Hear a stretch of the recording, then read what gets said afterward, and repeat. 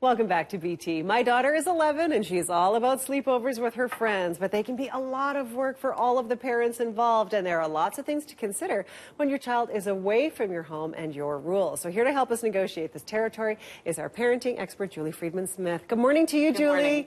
So many things to consider when it comes to sleepovers. Where do we start? There are. Well, the first thing to just think about, we're going to talk about sleepovers today, Yes. but what I'm going to say really applies to many things in parenting. Okay. Which is, when we're not quite sure how we feel about sleepovers, we're wishy-washy with the way we talk to our kids about it, and then they manipulate the heck out of us.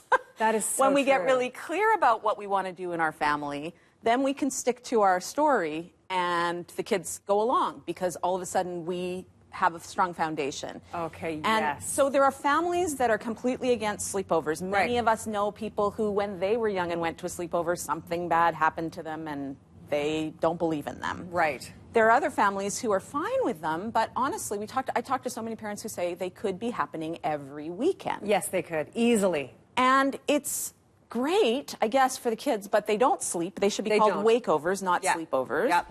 And it's stressful for the parents if you're the one whose house it's at. For sure. And you have to deal with a grumpy kid for the rest of the weekend. Yes, you do. So really it's about getting clear with what you believe. And we love the sentence, "In our family, we."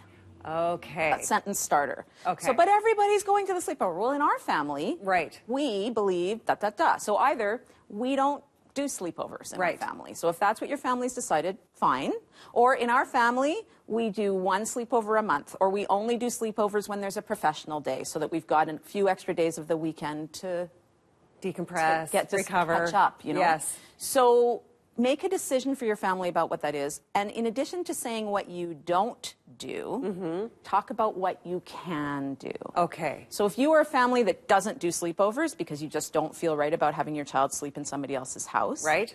Is it possible that your child could go until 9:30 or 10 o'clock at night and then you can pick them up? Right. You know? Okay. Or is it possible, again, rather than saying we only do them in the summer when there's no school, could you do it only on a professional day or a Right. weekend A where long there's weekend. three days? Yeah. So start looking and working with your kids around, once you know what your boundaries are, how can we work it within those boundaries? Right. Okay. So now what about sending your kid away from your house? Because a lot of parents, as you said, are not super comfortable with that. Yeah. And, you know, you don't want your rules, you know, your family rules to just go right out the window. Or do you for one night? Is that okay? Well, I think it really depends on the family. Okay. So we were just talking about kids with allergies. Yes. Well, those allergy rules can't go out the window, right? Right. In fact, that child has to be extra concerned, extra aware Yes. of what they're eating or not eating during that time. And so maybe we can think about what's coming into our bodies through our mouths. We can think about what's coming into our bodies through our eyes. So do you Yes. want your kids not watching certain things? Yeah. And that's the thing.